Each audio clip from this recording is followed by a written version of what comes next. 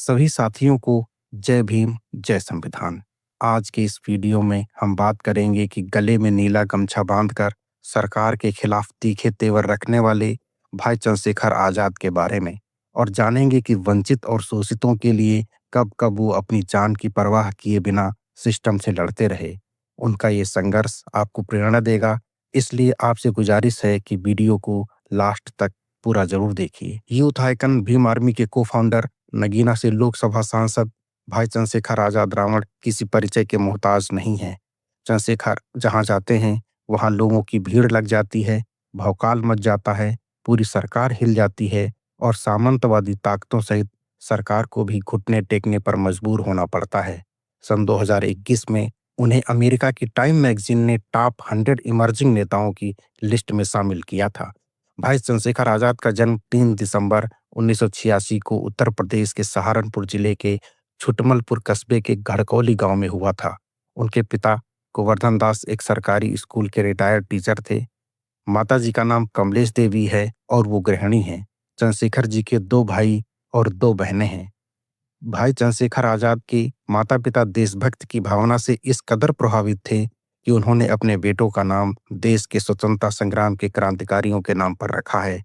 भाई चंद्रशेखर आजाद का नाम क्रांतिकारी चंद्रशेखर आजाद के नाम पर, जबकि उनके बड़े भाई का नाम शहीद भगत सिंह के नाम पर भगत सिंह है और छोटे भाई का नाम कमल किशोर है। चंद्रशेखर आजाद उर्फ रावण का विवाह 22 अप्रैल 2020 को वंदना कुमारी से हुआ था और उन्हें एक बेटा है। चंद्रशेखर आजाद के पिताजी शिक्षक थे, इसलिए शिक्षा का माहौल घर से ही मिला। पिता गोवर्धन दास जी अपने बच्चों को बाबा साहब डॉक्टर भीमराव अंबेडकर और मान्यवर कांशीराम के मिशन से जुड़ी घटनाओं को अक्सर बताते रहते और उनको बहुजन साहित्य पढ़ने के लिए प्रेरित करते थे। सेवानिवृत्ति के बाद उनका परिनिर्वाण 11 जनवरी सन 2021 को हो गया था। चंद्रशेखर आजाद ने प्रारंभिक पढ़ाई अपने गांव के स्कूल से की थी। बाद में Thakur Chhajju Singh Pundir AHP inter college Chhutmalpur से इंटरमीडिएट किया और लखनऊ विश्वविद्यालय से बीए करने के बाद उन्होंने वर्ष 2012 में हेमवती नंदन बहुगुणा गढ़वाल विश्वविद्यालय से एलएलबी की। दोस्तों, आपको बता दें कि चंद्रशेखर का शुरुआती जीवन में बड़े होकर एक नेता बनने का कोई विचार नहीं था, बल्कि वो तो विदेश जाकर अपनी शिक्षा पूरी करना चाहते थे।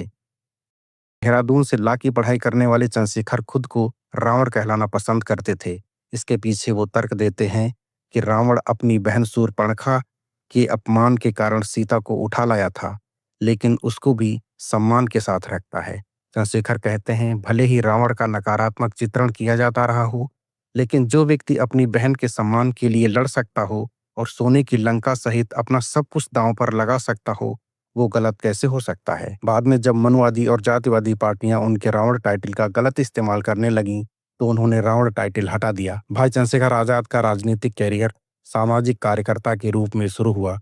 फिर वो बहुजन राजनीति के एक प्रमुख चेहरे के रूप में उभरे। वंचित समाज के हक और अधिकार के लिए लड़ जाना उनके खून में था। उनके गांव के ठाकुर जाति के लोग बहुजनों पर बहुत जुल्म करते थे। जातिगत भेदभाव और छुआछूत इस कदर था कि भाई चंद्रशेखर आजाद के पिताजी जिस स्कूल में पढ़ाते थे, वहां पर उनको कोई चीज छूने की इजाजत नहीं थी और ठाकुरों ने उनसे साफ कह दिया था कि वह अपनी थाली गिलास अलग से लाएं। चंद्रशेखर आजाद ने कभी अपने सिद्धांतों से समझौता नहीं किया। उनका कहना था कि अपने सिद्धांतों पर समझौता करने से पहले मैं मरना पसंद करूंगा।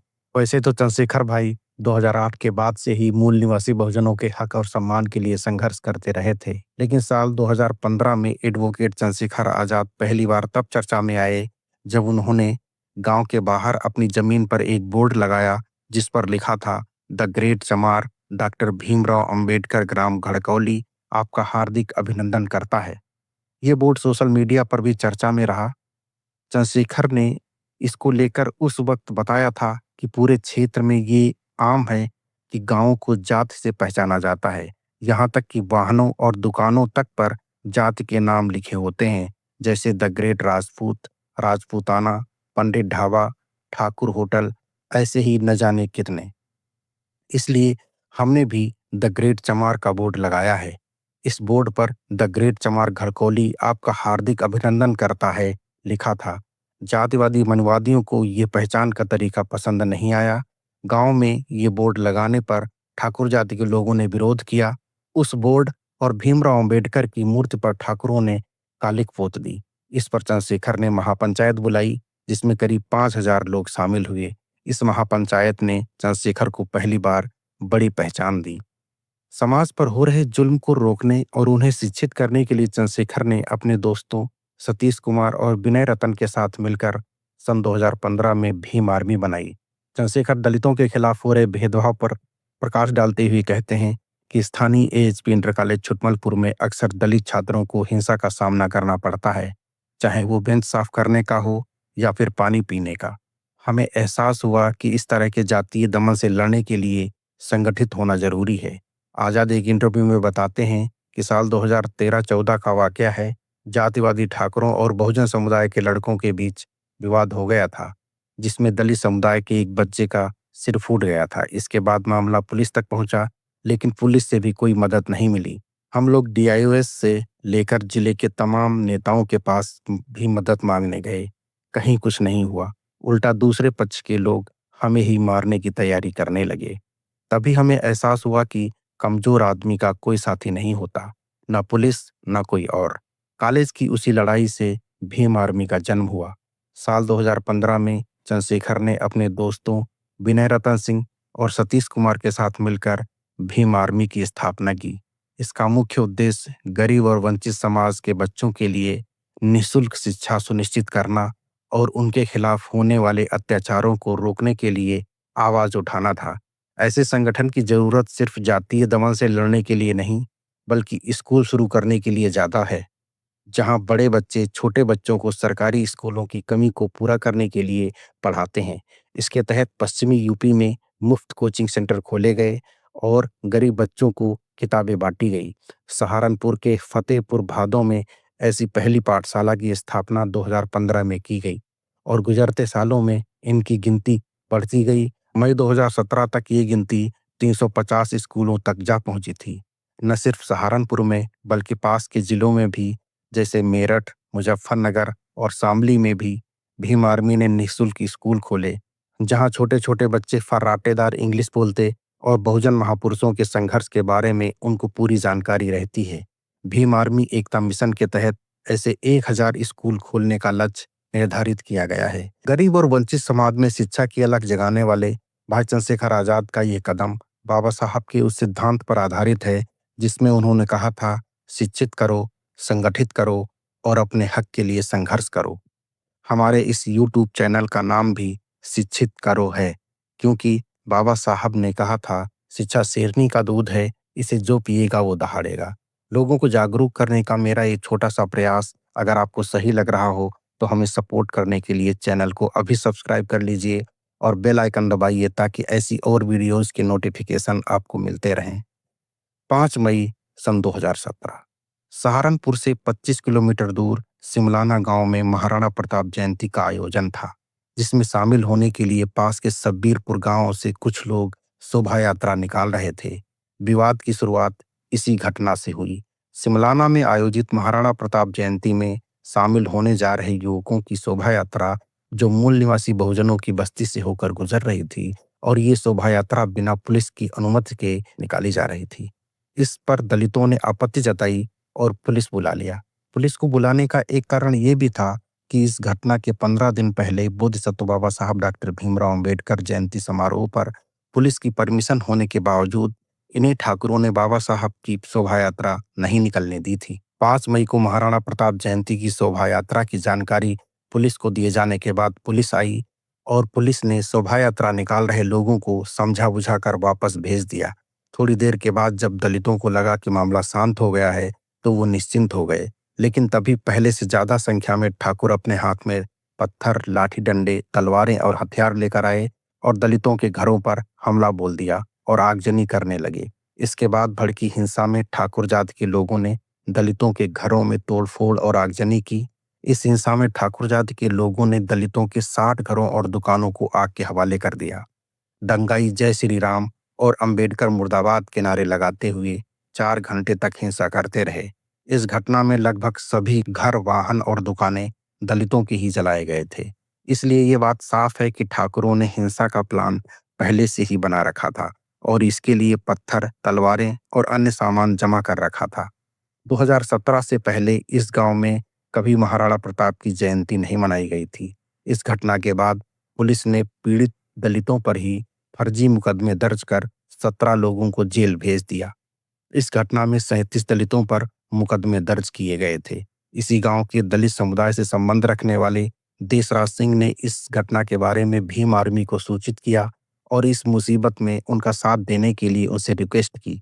इसके बाद भीम आर्मी के प्रमुख चंद्रशेखर आजाद ने कार्यकर्ताओं के साथ इस घटना के खिलाफ शांतिपूर्वक धरना प्रदर्शन करने का निर्णय लिया और इसके लिए गांव के लोगों को गांधी मैदान में इकट्ठा होने के लिए कहा गया। भीम आर्मी का कहना था कि दलितों पर लगाए गए झूठे मुकदमे वापस लिए जाएं और उन्हें न्याय दिया जाए। 9 मई 2017 को भीड़ का गुस्सा तब फूटा जब सब्बीरपुर गांव में भीम आर्मी के नेतृत्व में गांधी मैदान में शांतिपूर्वक धरने पर बैठे प्रदर्शनकारियों पर पुलिस ने लाठीचार्ज कर दिया। इस हमले में कई लोग गंभीर रूप से घायल हुए। पुलिस के इस दमनकारी रवैये के खिलाफ बहुजन समाज के लोग पहले रविदास छात्रावास सहारनपुर में एक बैठक करना चाहते थे, लेकिन प्रशासन ने इसकी इजाजत नहीं दी। तब भीम आर्मी ने 21 मई 2017 को जंतर मंतर पर एक बड़े धरना प्रदर्शन का आयोजन किया। इस आयोजन में देश विदेश से लाखों लोग इकट्ठा हुए थे, जिससे शासन प्रशासन की नींद उड़ा रखी थी। ये भीड़ भाई चंद्रशेखर आजाद के एक ऑडियो मैसेज पर आ गई थी। अभी माताओं बहनों, मेरे युवा साथियों, दोस्तों और सम्मानित बुजुर्गों को मेरा क्रांतिकारी जय भीम। आवाज तो पहचान ही ली होगी। अपने भाई, अपने बेटे, अपने दोस्त एडवोकेट चंद्रशेखर आजाद रावण। शोषण के खिलाफ इस लड़ाई में मेरा साथ दें। हम किसी जाति के नहीं, अपने ऊपर हो रहे शोषण के खिलाफ हैं।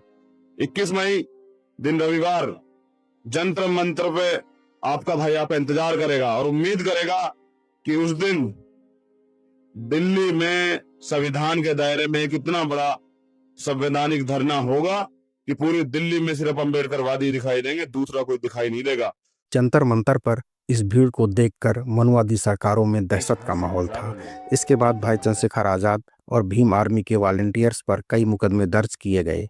यहाँ गौरतलब बात यह है कि 23 मई 2017 को जब मायावती ने सब्बीरपुर का दौरा किया तो उनके जाने के बाद सब्बीरपुर में तलवारों और बंदूकों से लैस उन्हीं जातिवादी ठाकुरों ने फिर से हिंसा की और इस हिंसा में एक व्यक्ति की मौत हो गई। जातिवादी सरकार होने के कारण दोषी आतंकियों पर कार्रवाई करने के बजाय पुलिस ने 9 मई से 21 मई की वारदातों के मामले में जातीय हिंसा भड़काने का आरोप लगाकर भीम आर्मी के संस्थापक चंद्रशेखर आजाद पर कई धाराओं के तहत मुकदमे दर्ज कर दिए गए। इस हिंसा के कारण सहारनपुर में भीम आर्मी के कार्यकर्ताओं, जिनमें चंद्रशेखर आजाद, कमल वालिया, विनय रतन सिंह, सोनू पहलवान और अन्य नेता शामिल थे, उनके खिलाफ सुनियोजित तरीके से कार्रवाई शुरू हुई। तब चंद्रशेखर ने कहा था कि यदि 17 निर्दोष दलित जमानत पर रिहा किए जाएं तो वह आत्मसमर्पण कर देंगे। मैं तो सरेंडर पहले दिन कर देता, लेकिन मुझे गुमराह किया गया। लेकिन सरकार ने उनकी इस बात पर कोई ध्यान नहीं दिया। इसके बावजूद एडवोकेट चंद्रशेखर आजाद आत्मसमर्पण करना चाहते थे, लेकिन जब लोगों ने उनसे कहा कि यदि आप आत्मसमर्पण करेंगे तो आपका एनकाउंटर कर दिया जाएगा, इसलिए वो पुलिस से बचते हुए कुछ दिन पंजाब में रहे। लेकिन जब उन्हें लगा कि अब माहौल ठीक है तो वो पुलिस के सामने आ गए। अब सरेंडर कल या परसों में हम लोग सरेंडर करेंगे। एक्चुअली मेरी तबीयत थोड़ी खराब थी 21 तारीख के बाद। चंद्रशेखर ने कहा कि यूपी पुलिस जितनी मुस्तैदी के साथ भीम आर्मी के कार्यकर्ताओं पर कार्रवाई कर रही है, अगर उसने 5 मई को सब्बीरपुर में हिंसा फैलाने वालों के खिलाफ भी कार्रवाई की होती तो आज स्थिति इतनी विस्फोटक नहीं होती। कुछ दिनों बाद 9 जून 2017 को पुलिस ने चंद्रशेखर आजाद को हिमाचल प्रदेश के डलहौजी इलाके से गिरफ्तार किया। गोदी मीडिया ने भाई एडवोकेट चंद्रशेखर का कैरेक्टर असैसिनेशन करने के लिए 2 गर्लफ्रेंड होने की अफवाह फैलाई थी, जो आज तक साबित नहीं हो पाई। गिरफ्तारी के बाद दलितों ने इसका भारी विरोध किया था, यहाँ तक कि 2 दिन के लिए सहारनपुर में इंटरनेट बंद करना पड़ा था। हाईकोर्ट ने गिरफ्तारी के करीब 5 महीने बाद 2 नवंबर 2017 को उन्हें सभी मामलों में ये कहते हुए जमानत दे दी थी कि चंद्रशेखर आजाद पर दर्ज सभी मुकदमे राजनीति से प्रेरित हैं।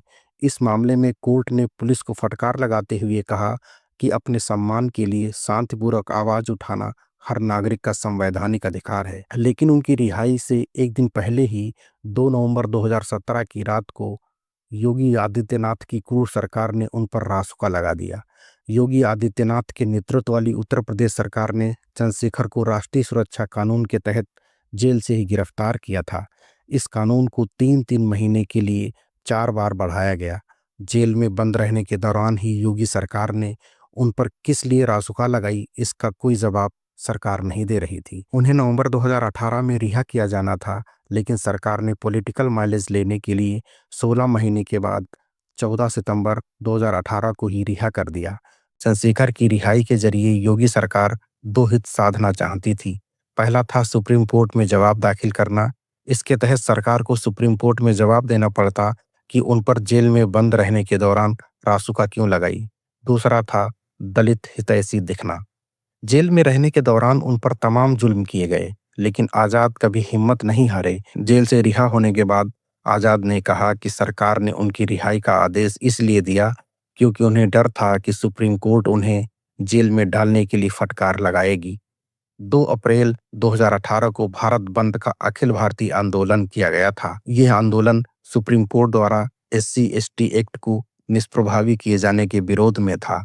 इस राष्ट्रव्यापी आंदोलन में 11 लोगों की जान चली गई थी और 25,000 लोगों के खिलाफ केस दर्ज किए गए थे। चंद्रशेखर आजाद रावण ने भारत बंद में भाग लेने के कारण मुकदमों का सामना कर रहे लोगों के लिए माफी की मांग करते हुए सहारनपुर जिला जेल में भूख हड़ताल की थी। जो लोग भाई चंद्रशेखर आजाद रावण का विरोध कर रहे हैं, उनको बता देना चाहता हूं कि वो सिर्फ एक बार जेल नहीं गए हैं, बल्कि देश में बाबा साहब के संविधान का कानून कायम करने के लिए उनको कई बार जेल जाना पड़ा है। दोस्तों, अगर ये वीडियो आपको पसंद आया हो तो ये वाला वीडियो भी जरूर देखें। इसके साथ ही आपसे पुनः गुजारिश है कि चैनल को सब्सक्राइब कर लीजिए और कमेंट में बताइए कि ये वीडियो आपको कैसा लगा।